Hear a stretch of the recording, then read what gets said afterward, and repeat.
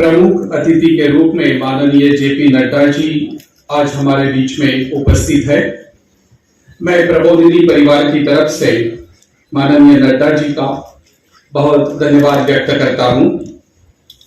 हमारे अध्यक्ष श्री देवेंद्र जी, हमारे व्यवस्थापन समिति के सदस्य माननीय वी सतीश जी, उपाध्यक्ष डॉक्टर विनय जी, आप सभी का मार्गदर्शन। भारत के सपने को सत्य कर रही विश्व की सबसे बड़ी राजनीतिक पार्टी के अध्यक्ष सम्माननीय श्री जेपी नड्डा जी की गरिमामयी उपस्थिति हम सभी को प्राप्त हुई है।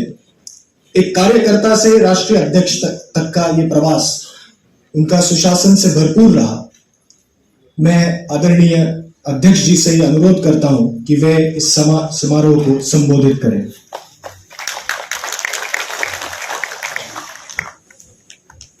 जब तक वो कमिटमेंट नहीं आता तब तक गुड गवर्नेंस उतरता नहीं। इसलिए सबसे पहली बात यह कि we need the policy makers and the stakeholders need to be committed to the principles of good governance. एक तो ये हमको ध्यान में रखना चाहिए और दूसरा कि इसको इम्बाइब करना चाहिए, हम अपने जीवन में उतार दें और इसमें अपने आप को सुखी समझे। छोटी सी बात होती है, अब मालूम है कि सब कुछ लाइन से मिलना है, लेकिन लाइन तोड़ने की प्रथा हमारी आदत हमारी बनी हुई है। कोई रास्ता हो सकता है, कोई रास्ता, तो क्या होता है ultimately it is the government by the people for the people of the people. तो हमको फिर उसके साथ उसको एजुकेट करना पड़ता है और इसलिए मैं कहता हूं कि गुड गवर्नेंस की बात करें तो कमिटमेंट भी चाहिए और इम्बाइब करने की ताकत भी होनी चाहिए इस बात को। अब मैं आपको बैड गवर्नेंस के गवर्नमेंट्स कैसे फंक्शन करती है वो भी मैं आपको बताता हूं। लोगों ने लंबे समय तक सरकारें चलाई, कैसे चलाई? सबका वोट लिया, सबके लिए मैनिफेस्टो बनाए, बड़ी बड़ी बातें की, लेकिन आने के बाद वह सरकारें किसी जाति प्रधान की सरकार बनी, किसी वर्ग विशेष की सरकार बनी, किसी वोट बैंक राजनीति की शिकार हो गई। तो they talked about objectivity but they reduced themselves to subjectivity. वो सब्जेक्टिव हो गए और इसलिए वो गुड गवर्नेंस की बात करते करते बैड गवर्नेंस में परिवर्तित हो। और आपको मालूम है कि हमारे यहां जातियों की सरकार चली, वर्ग के दृष्टि से चली, समुदाय को रिप्रेजेंट करने वाली सरकार बनी। इस तरीके से हमारे यहां सरकारें चलती रही और इसमें सबसे बड़ा महत्वपूर्ण रहा वोट बैंक पॉलिटिक्स। उसका बहुत बड़ा योगदान, क्योंकि हमको चंक में एक वोट मिलता है तो इसलिए हमारी पॉलिसी टिल्टेड होती है और वो पॉलिसी उसको वोट बैंक पॉलिटिक्स की दृष्टि से और वो देखती नहीं और इसलिए वो बैड गवर्नेंस में बदल गई। और अब जिसको हम कहते हैं कि किसी वर्ग विशेष के लिए या वोट बैंक पॉलिटिक्स होती है, अल्टीमेटली वो अपीजमेंट की पॉलिटिक्स बन जाए, तो इट लीड्स टू अपीजमेंट। इस बात को भी हमको ध्यान में रखना चाहिए। और इसका बाय प्रोडक्ट क्या है? Nepotism, corruption, subjectivity, non governance, decision में सब्जेक्टिविटी, ये सारी चीजें उसमें से निकल करके आती हैं, जिसको हम सबको ध्यान रखना चाहिए। और देखिए हमारे यहाँ पुराने समय में कहा जाता था, पता नहीं आप लोगों ने कितना सुना, कि जब भंडारी ही भंडार पर हाथ मार दे तो भंडार का क्या होगा। और दूसरा हमारे यहां था कि जब बाढ़ ही खेत को खाने लगे तो खेत का क्या होगा। तो हमको ये बातें ध्यान में रखनी चाहिए कि हम we are the custodians and we are the custodians of the faith of the lakhs and lakhs of people. और उस फेथ को इंटैक्ट रखना ये हमारी जिम्मेवारी बनती है। ये गुड गवर्नेंस का एक बहुत बड़ा एसेंशियल कंपोनेंट है जिसको हमको ध्यान में रखना चाहिए।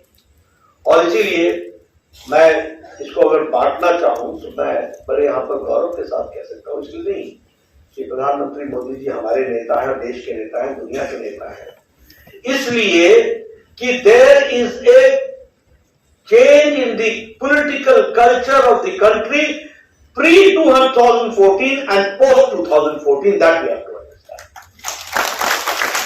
There is a change in the political culture of the country. राजनीति की संस्कृति को प्रधानमंत्री मोदी जी ने बदल डाला और एजेंडा बदल डाला.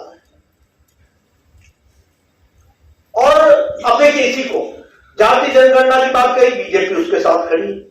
हमने कभी नहीं कहा, हम कहते रहे, लेकिन प्रधानमंत्री ने क्या कहा? ज्ञान की बात की. अगर गरीब, जी फॉर ज्ञान, गरीब, वाई फॉर युवा, ए फॉर अन्नदाता, एन फॉर नारी शक्ति. अगर आप गरीब की चिंता करते हो, युवा की चिंता करते हो, अन्नदाता की चिंता करते हो, नारी शक्ति की चिंता करते हो, तो आप सारे समाज की चिंता करते हो. इस बात को हमको, so he took out the country from some, इसको जो आप फ्रैगमेंट कर रहे थे उससे निकाल करके सबका साथ, सबका विकास, सबका विश्वास, सबका प्रयास, इस तरफ उन्होंने इस देश को पहुंचाने का प्रयास किया. इसको भी हमको समझना है. और इसीलिए जब हम इन बातों को कहते हैं, अभी पॉलिसीज की बात है, मैं आगे चल करके कुछ थोड़े से उदाहरण भी दूंगा. इस देश में पता ही नहीं चला कि पॉलिसीज में, नीतियों में मूल चूल परिवर्तन किस प्रकार से हुआ और किस तरीके से शांति प्रिय तरीके से. उसका सबसे पहला कारण है पीपल्स पार्टिसिपेशन. पॉलिसी मेकिंग में पीपल्स का पार्टिसिपेशन, लोगों का पार्टिसिपेशन, उनकी इन्वॉल्वमेंट, उनको साथ लेकर, they are the stakeholders. कोई भी आप नीतिगत परिवर्तन करते हो तो आपको नीतिगत परिवर्तन में लोगों को पॉलिसी बनाने में, आपको पॉलिसी में उनका पार्टिसिपेशन. दूसरा, जो आप पार्टिसिपेशन कराते हो वो ट्रांसपेरेंट होना चाहिए. डिलीवरी भी ट्रांसपेरेंट होनी चाहिए, सजेशंस भी ट्रांसपेरेंट होने चाहिए और ओपन डिस्कशन होना चाहिए. और तीसरी, उसकी अकाउंटेबिलिटी होनी चाहिए. और चौथी उसका कि उसमें डिलीवरी में कोई भी डेफिशिएंसी नहीं होना चाहिए. डेवलपमेंट की ओर बढ़ने के लिए हमको डिलीवरी पर भी ध्यान देने की जरूरत है और जो लीकेज है उनको भी हमको रोकना चाहिए. इस पर हमको काम करना चाहिए. अब जब हम कहते हैं कि सबका साथ, सबका विकास, सबका विश्वास, तो प्रो पीपल पॉलिसी, प्रो किसी कास्ट के लिए नहीं, किसी वर्ग के लिए नहीं, प्रो पीपल, पीपल सेंट्रिक होना चाहिए. और स्कीम्स को लास्ट माइल डिलीवरी तक, जो लास्ट मैन तक पहुंचे, इसकी हमको चिंता करनी चाहिए. और इसमें हम डिजिटल वर्ल्ड का, डिजिटाइजेशन का हम लाभ उठा सकते हैं, तो उसके लाभ को लेकर के हम अपनी बातों को आगे रख सकते हैं. मैं आपको ज्यादा लंबे उस पर नहीं ले जाऊंगा, लेकिन इस देश को पता ही नहीं चला कि 2017 में हेल्थ पॉलिसी बदल गई. क्यों नहीं पता चला? इसलिए कि स्टेक होल्डर्स के साथ इतनी डिटेल डिस्कशन हुई और यूनानिमस एडॉप्ट किया गया हेल्थ पॉलिसी.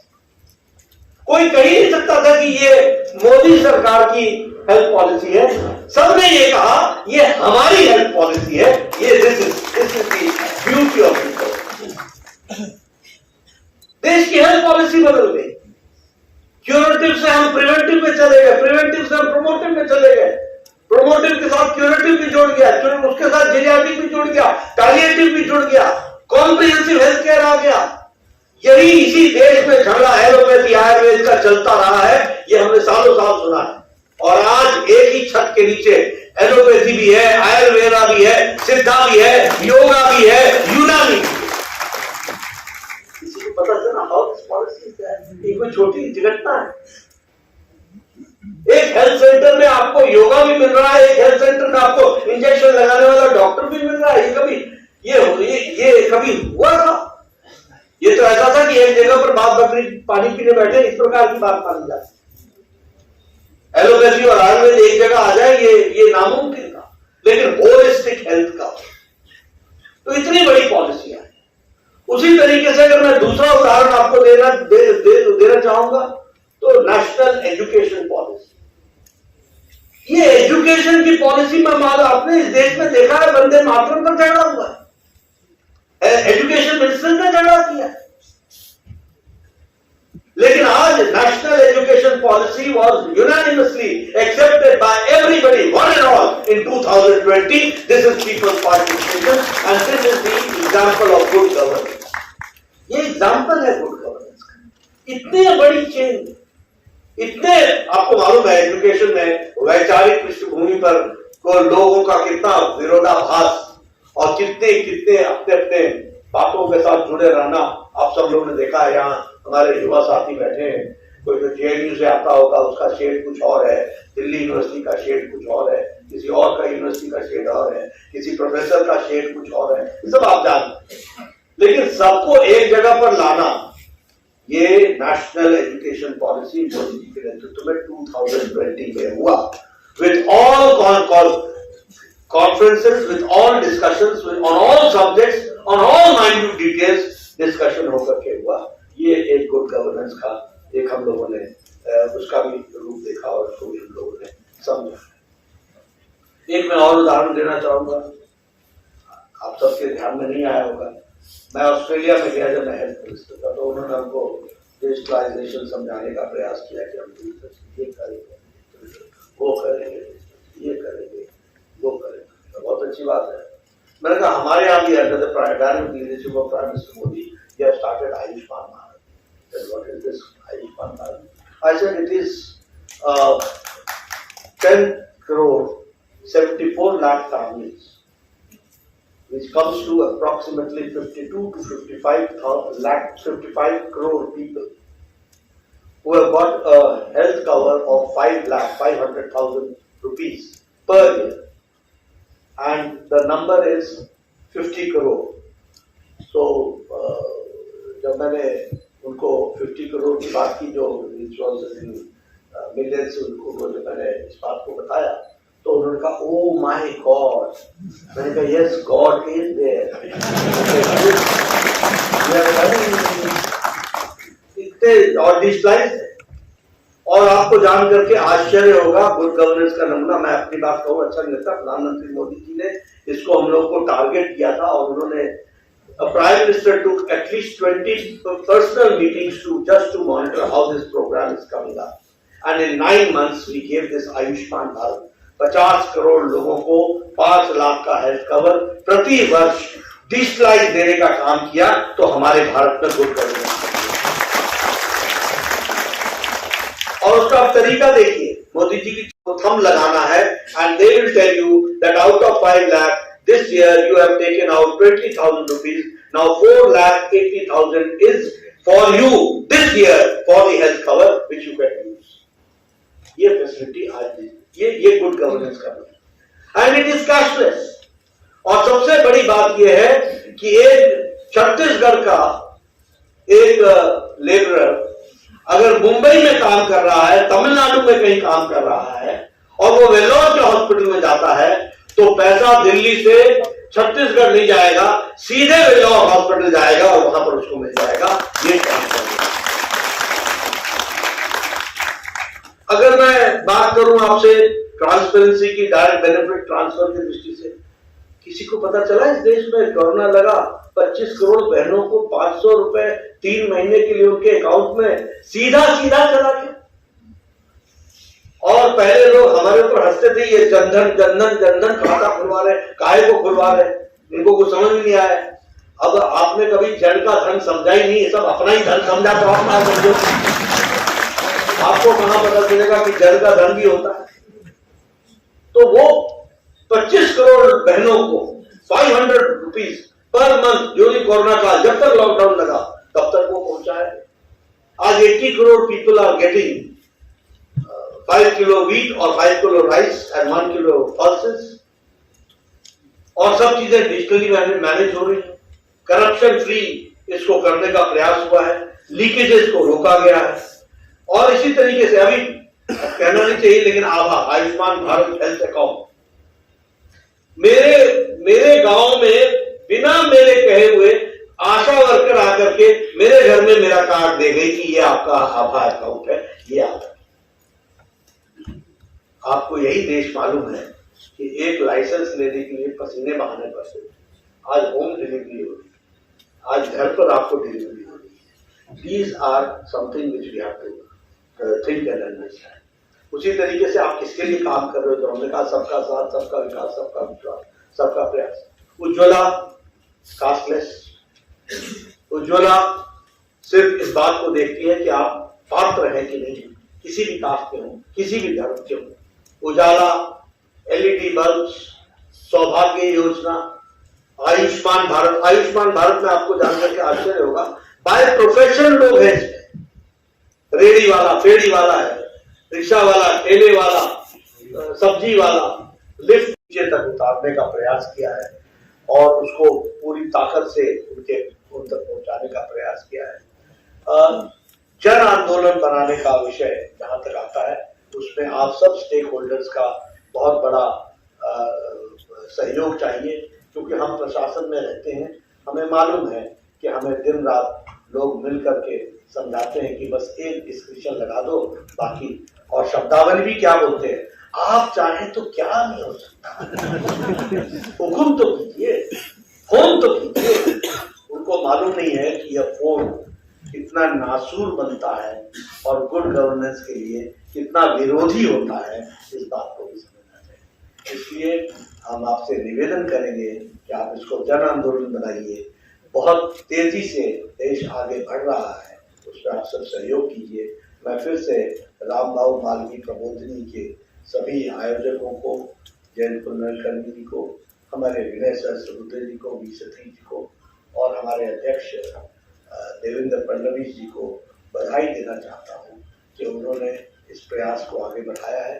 आप सब लोग मिलकर के इसमें काम में जुटिए। हमारे मंत्री आपको 2 दिन में आप सब मंथन करेंगे और इसको जन आंदोलन की तरह आगे बढ़ाने में अपना योगदान करेंगे। आपने हमारी बात गुड गवर्नेंस के प्रिंसिपल्स को फॉलो करते हुए शांति से सुनी, इसके लिए आपका बहुत बहुत धन्यवाद। हर खबर पाइए सीधा अपने मोबाइल पर।